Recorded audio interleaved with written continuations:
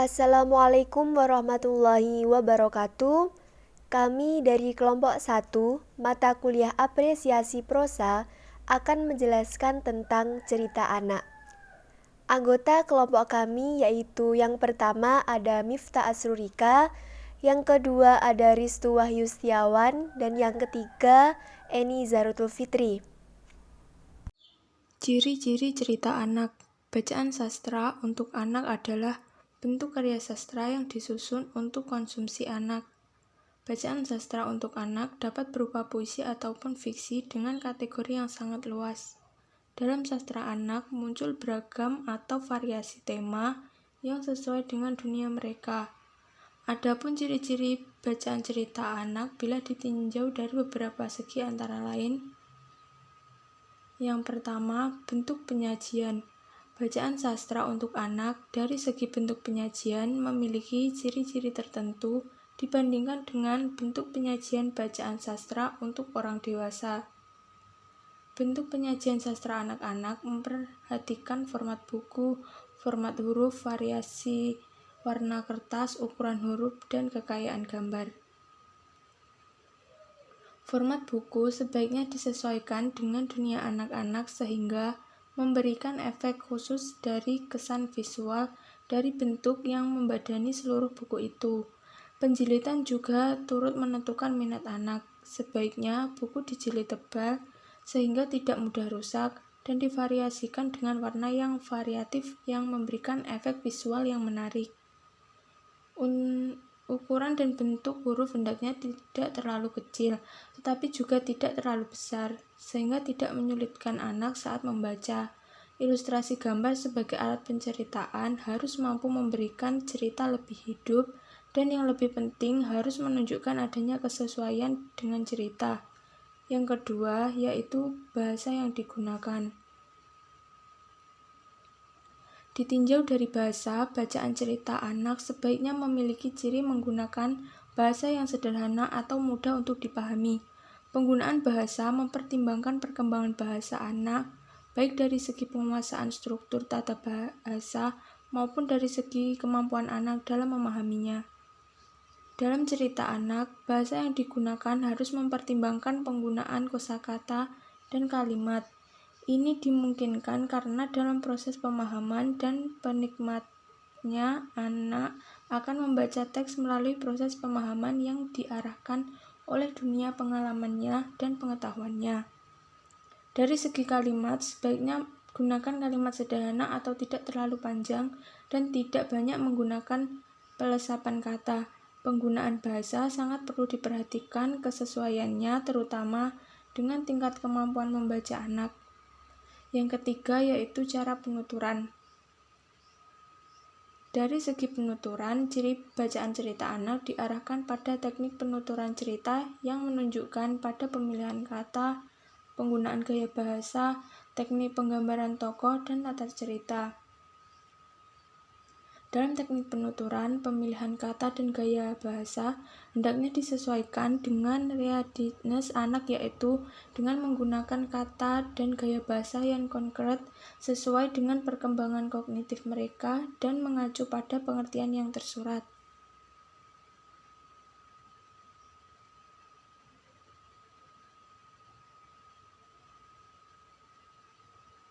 Ditinjau dari bacaan cerita anak, maka cara penuturan bisa dilakukan dengan cara reportatif, deskriptif, naratif, atau secara langsung. Dalam teknik penuturan, sebaiknya yang digunakan adalah teknik penyajian naratif yang memang banyak digunakan dalam cerita anak. Pemilihan teknik penuturan biasanya disesuaikan dengan readiness anak seperti cara naratif atau bisa dengan menggunakan bahasa yang penuturan yang dilakukan melalui dialog dan narasi yang digambarkan secara hidup dan menarik, sehingga difahami oleh anak. Sedangkan penuturan secara langsung kurang cocok digunakan karena tidak mengembangkan imajinasi anak. Yang keempat yaitu tokoh penokohan, latar, plot, dan tema.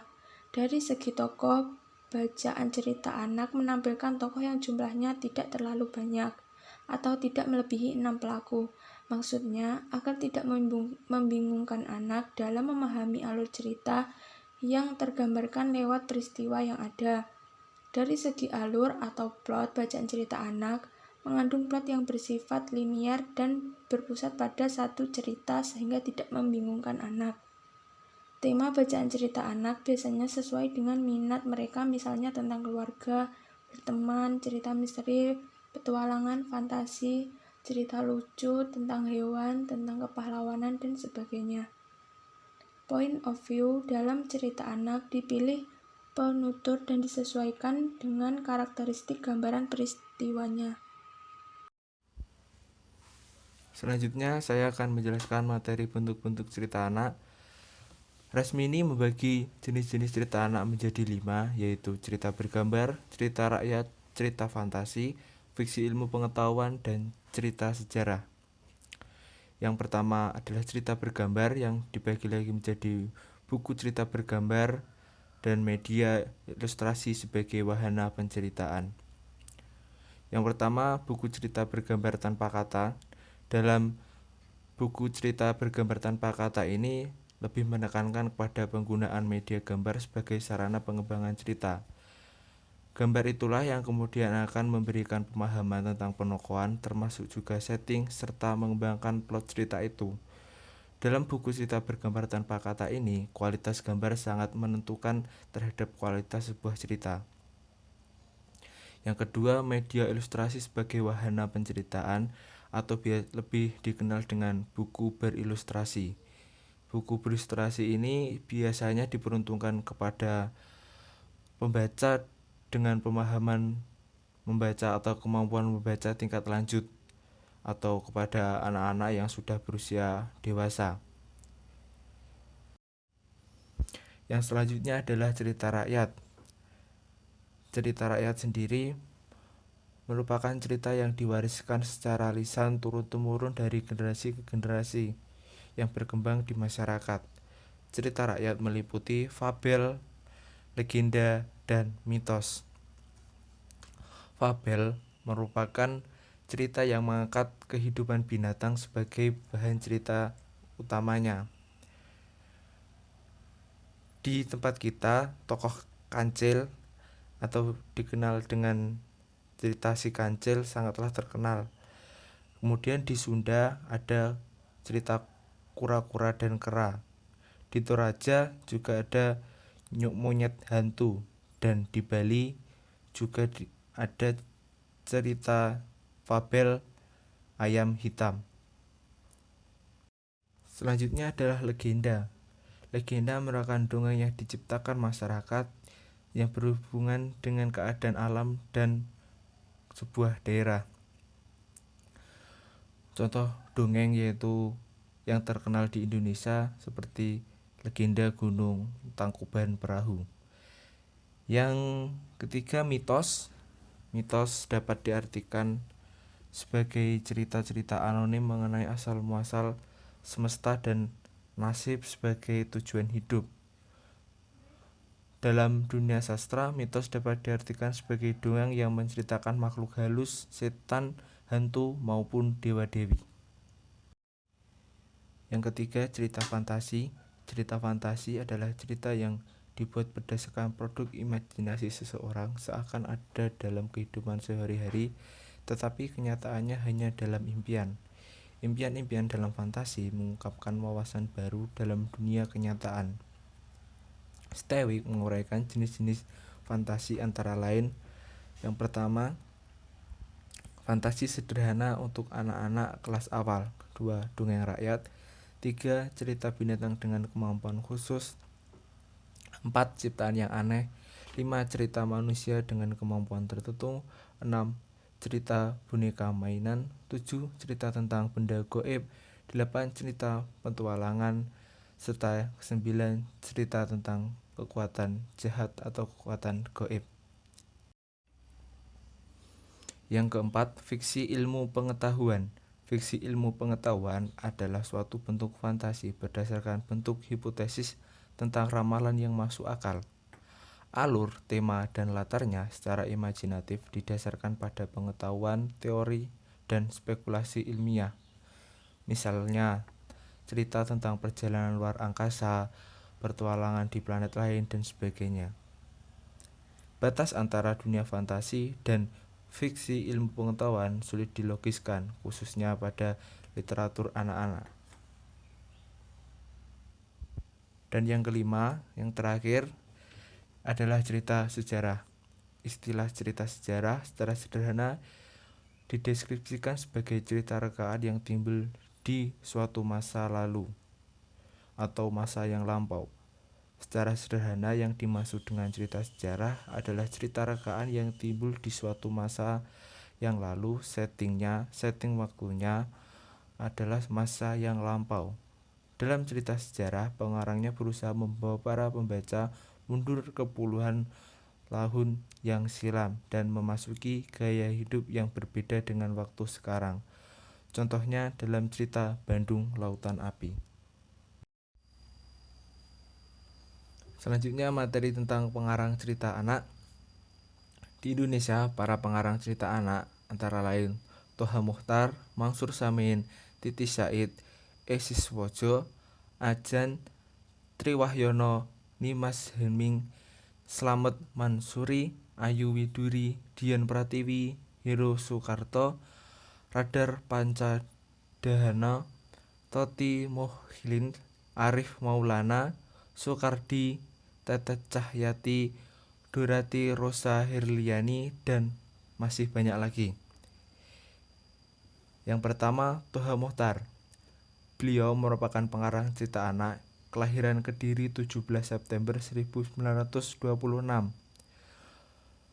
Mulai karirnya sebagai penulis sejak tahun 1947 sampai dengan 1992. Pada masa tuanya, beliau menderita penyakit paru-paru dan meninggal pada tanggal 17 Mei 1992 di Jakarta. Semasa hidupnya, ia bekerja sebagai direktur majalah Ria pada tahun 1972 sampai dengan 1987. Pada masa itulah ia menerbitkan majalah kanak-kanak Kawaku bersama kawannya Julius R.S. dan Sutejo. Mansur Samin, seorang penulis cerita anak sekaligus penulis naskah drama ini, lahir di Batang Toru, Tapanuli Selatan, Sumatera Utara pada tanggal 29 April 1930. Beliau wafat di Jakarta 31 Mei 2003. Semasa hidupnya, beliau telah berhasil mengumpulkan cerita rakyat dari berbagai daerah di Indonesia, lalu disatukan menjadi cerita anak. Bahkan Mansur Samin mengemasnya ke dalam bentuk balada dengan judul Sajak-sajak Cerita Anak.